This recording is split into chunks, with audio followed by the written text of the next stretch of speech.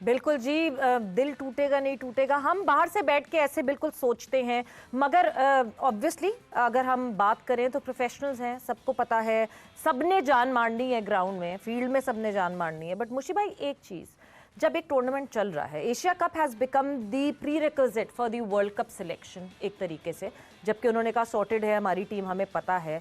But जो लड़के लड़ रहे हैं फील्ड में, वो तो हेल्दी कंपटीशन के नाम पे they would be giving their 101%, जो कि हर दफ़ा देना चाहिए, बट आपके सामने एक गोल होता है तो आप ज़्यादा देते हैं। बट जो लड़के बेंच पे बैठे हैं, the kind of frustration that would be building in them, कैसे ड्रेसिंग रूम में उसको पॉजिटिविटी में तब्दील करना चाहिए? आई थिंक बाबर ने जो बात की है ना, पहले तो मैं आपको let me take you back to Rizwan's press conference. Yes, he spoke about Fakhar Zaman. उसने फ़खर ज़मान के बारे में जो बात की थी वो बड़ी खुल के बात की थी। उसने काफ़ी, हम बहुत ज़्यादा डिस्कस कर रहे हैं फ़खर ज़मान से रन्स नहीं हो रहे, उसकी फॉर्म बुरी लगी हुई है। उसने क्या कहा कि ये टीम की सबसे बड़ी जो स्ट्रेंथ है ना, when they come out in a press, they don't care कि जी लोग क्या सोचते हैं। उसने रिजवान ने कहा कि जी फ़खर ज़मान साहब की बल्ले पे बॉल लग रही है, वो उसका दिन आएगा तो वो रन्स कर देगा। तो अब जब ये अपने कोलीग्स के वाइस कैप्टन से या कप्तान से ऐसी बातें सुनते हैं तो कॉन्फिडेंस वैसे बिल्टअप हो जाता है। Now coming back to your question के जो बेंच स्ट्रेंथ है, वो बेंच पे जो मुशी भाई, कता कलामी की माफ़ी, मगर उन्होंने फिर उसके बाद अगले जुमले में ये भी कहा कि मैं भी अवेलेबल हूँ, मुझे जहाँ खिलाया जाएगा मैं वहाँ भी खेलूंगा। तो बातें तो दोनों हुई, अवेलेबिलिटी भी बता दी अपनी कि मुझे अगर ओपनर खिलाया जाएगा तो मैं खेल सकता। हाँ नहीं, रिजवान ने उसका कहने का मतलब है कि अगर फ़खर बहुत ज़्यादा फेल होता है तो मैं तैयार हूँ।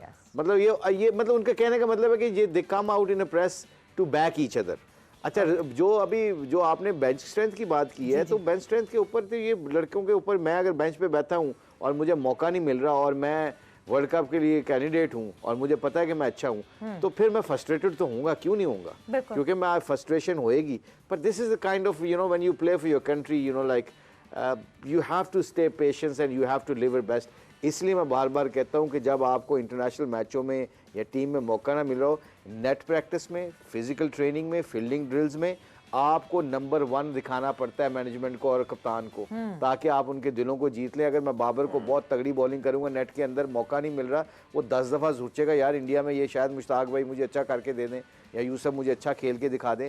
जब आप नेट में अच्छी परफॉर्मेंस नहीं करते और आप वेट कर रहे होते मैच की अपॉर्चुनिटी का, तब आप कई दफ़ा ना पीछे रहना शुरू हो जाते हैं। So net practice sometime it's a very important. जो फील्डिंग आपकी है, नेट प्रैक्टिस है, उसमें आपने अपने लोगों को जीतना होता है और सबसे मुश्किल होता है अपने लोगों को जीतना। बाहर के लोगों को जीतना इतना मुश्किल नहीं होता। बिल्कुल, और अपने लोगों को जीत जाए तो फिर आप, जाहिर सी बात है, वो कॉन्फिडेंस होता है वो रिफ्लेक्ट करने लगता है बाहर, और बाहर के लोग जो है वो कायल हो जाते हैं आपकी इस परफॉर्मेंस पे।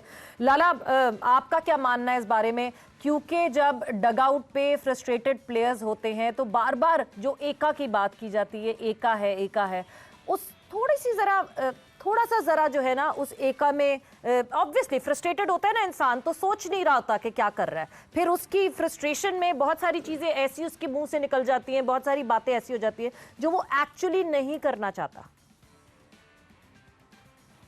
देखिए, बड़ी ऑनर की बात होती है पाकिस्तान टीम को रिप्रेजेंट करना। अगर आप बेंच पे भी बैठे हो, चांस नहीं मिल रहा, ये भी बड़ी ऑनर की बात ये भी है, ठीक है ना। हमेशा से मैं आपको कहता रहा हूँ कि हमें अपनी बेंच स्ट्रॉन्ग करनी पड़ेगी।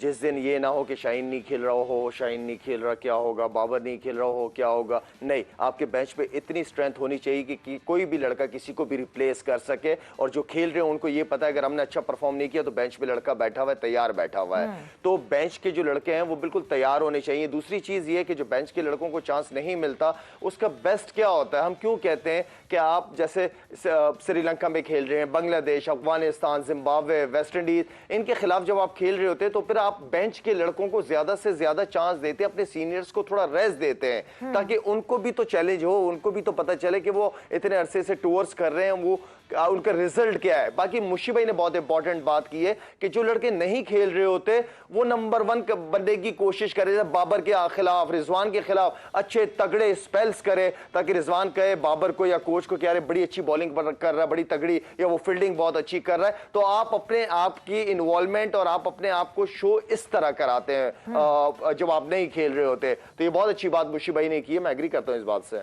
यूसुफ, आप टीम के साथ रहे हैं और पास्ट ईयर में आप गालिबन, जब नीदरलैंड्स का हमने टूर किया था, जब भी आप गालिबन शायद टीम के साथ थे, हमने नीदरलैंड्स के खिलाफ भी अपनी फुल स्ट्रेंथ टीम खिलाई थी। जो बात लाला ने यहाँ पे की है कि ये वो टीम्स होती हैं जिनके खिलाफ हम चांस ले सकते हैं, मगर फिर वो डबल वैमी होती है। वो ये वाली बात होती है, अरे नीदरलैंड से हार गए, इस टीम से भी हार सकते, तो उस डर, उस हार के डर की वजह से हम ट्राई नहीं करते, तो हमारी बेंच को फिर मौका नहीं मिलता।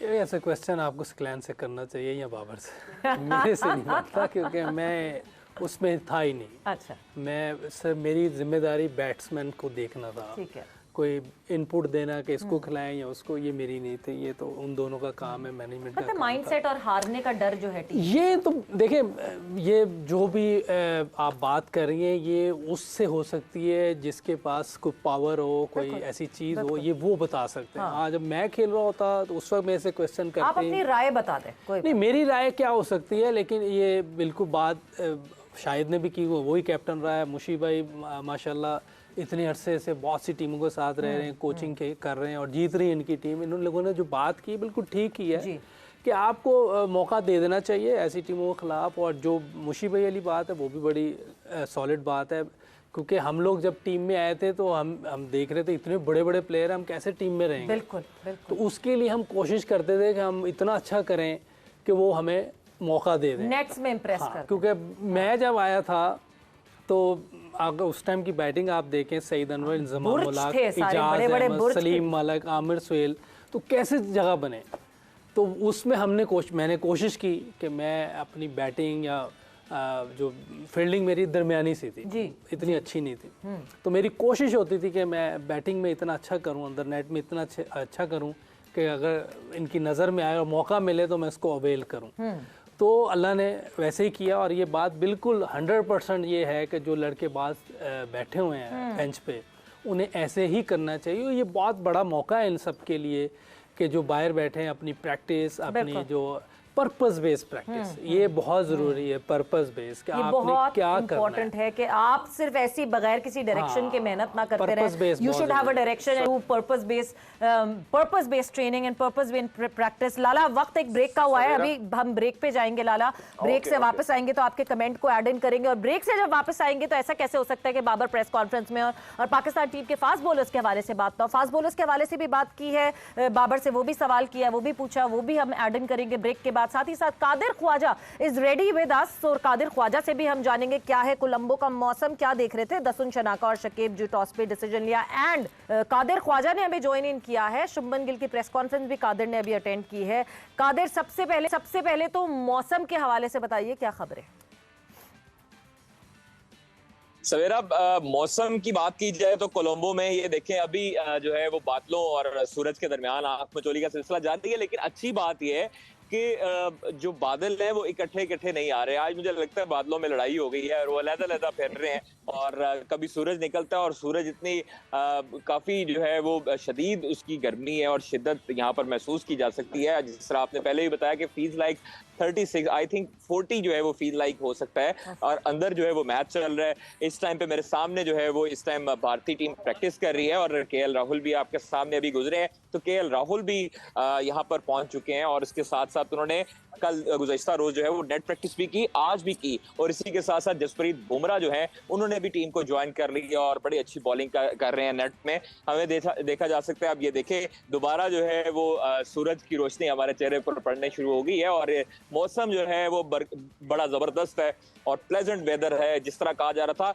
गुज़श्ता रोज तक जो है जो वेदर फोरकास्ट थी वो दिखाई जा रही थी कि 80% चांसेस हैं रेन के, लेकिन अभी तक शुक्र है कि कोई किसी किस्म की बारिश के आसार दिखाई है। कल जो पाकिस्तान और भारत के दरमियान जो बड़ा मुकाबला है, सुपर 4 का दूसरा मैच है, पाकिस्तान खेलेगा। उस हवाले से भी पाकिस्तान ने आज सुबह ट्रेनिंग सेशन की यहाँ पर कोलंबो में प्रेमदासा स्टेडियम के बाहर जो नेट लगे हुए हैं यहाँ पर, और उसके साथ साथ बाबर आजम ने प्रेस कॉन्फ्रेंस की। तमाम लड़के भरपूर तरीके से पहले फुटबॉल सेशन में हिस्सा लिया, फिर उसके बाद बैटिंग और बॉलर्स हमें देखने को मिले, और खास तौर पर शहीनशाह अफरीदी, फहीम अशरफ, नसीम शाह और हारिस रऊफ उन पर जो है वो मॉर्ने मुर्कल ने ज्यादा तवज्जो दी है। तो मुझे लग रहा है जिस तरह बाबर ने भी बताया कि फखर जमान और तमाम लड़के जो हैं वो हमारे हम दस्तयाब होते हैं और हमारा बैच स्ट्रेंथ भी मजबूत है और बड़े अच्छे तरीके से वसीम जूनियर का भी उन्होंने तारीफ की, उसके साथ साथ सऊद शकील और अब्दुल्ला शफीक की भी तारीफ की।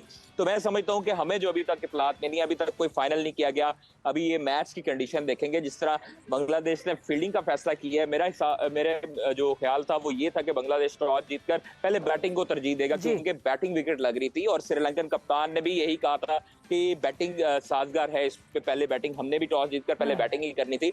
तो इस वजह से यहाँ पर अब जो कंडीशंस हैं वो मैच को देखेंगे कप्तान और टीम मैनेजमेंट और कोचिंग स्टाफ, फिर उसके बाद शाम को फैसला किया जाएगा किसको इन करना है और किसको आउट करना है। तो शाम को क्या सिर्फ फैसला किया जाएगा या फिर वही हिकमत अमली रहेगी टीम पाकिस्तान की कि शाम तक या रात तक जो है वो 11 सामने आ जाएगी जो इस एशिया कप में ट्रेंड रखा है टीम पाकिस्तान?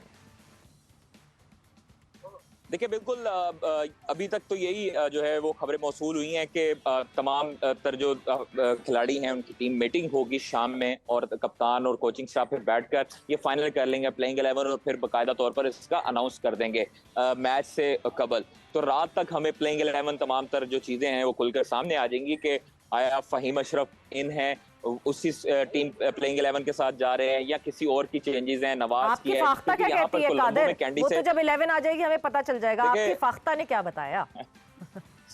देखिए शायद मेरी फाख्ता की वजह से जो है वो ये एक दिन पहले अनाउंस करना शुरू हो गए हैं टीम को और ये अच्छा नहीं कर रहे हैं पाकिस्तान टीम के कप्तान और कोचिंग स्टाफ। तो ये अभी तक तो फिलहाल यही इत्तलात है कि अभी सेम चेंज। कादर आप ना फाख्ता की जगह श्रीलंका कब इमरान साहब ने कब्बा वहाँ खरीदा हुआ है, वो बहुत अच्छी इंफॉर्मेशन देता है क्योंकि वहाँ पे कब्बों को ज्यादा इंटेलिजेंस उनकी ज्यादा तेज है। बहुत ज्यादा कवे देखने को मिलते हैं यहाँ पे, फाख्ता तो हमें देखने की नहीं मिलती। तो इसलिए ऋषि भाई मैं समझता हूँ कि अभी तक फिलहाल जो प्लेइंग 11 है वो अभी इत्तला के मैचेस खेल रहे हैं। अच्छा शुभमन गिल जी लाला ने क्या फाख्ता मैचेस खेल, मैंने कहा इसके फाख्ता जो है ना वो मैचेस खेल रहे हैं वो प्रैक्टिस में बिजी है, नेट प्रैक्टिस में। बट